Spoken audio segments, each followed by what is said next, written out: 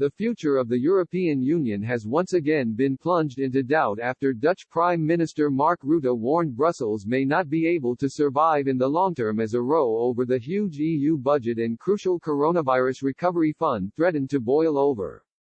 The remaining European Union member states have been at loggerheads throughout this year over a post-Brexit trade deal with the UK, as well as the huge budget for the next 6 years and crucial £671 billion €750 billion recovery package to help the bloc recover from the coronavirus pandemic.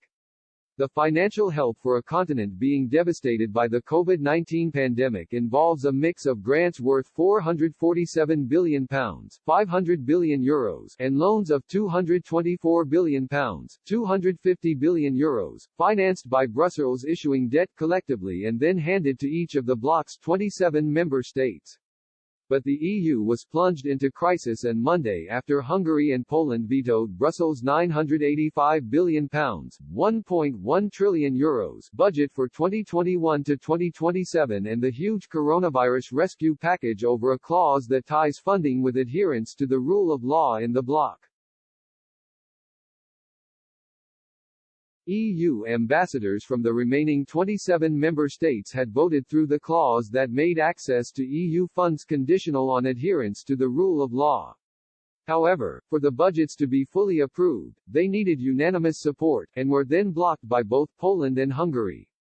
The EU is currently carrying out an investigation against both opposing countries for undermining the independence of courts, media and non-governmental organizations.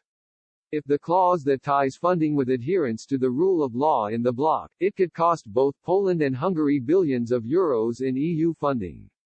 Mr. Rutte, the longest-serving EU leader after German Chancellor Angela Merkel, addressed the issue in the Dutch parliament on Tuesday, repeating the rule of law conditionality compromise as the bare minimum for the Netherlands.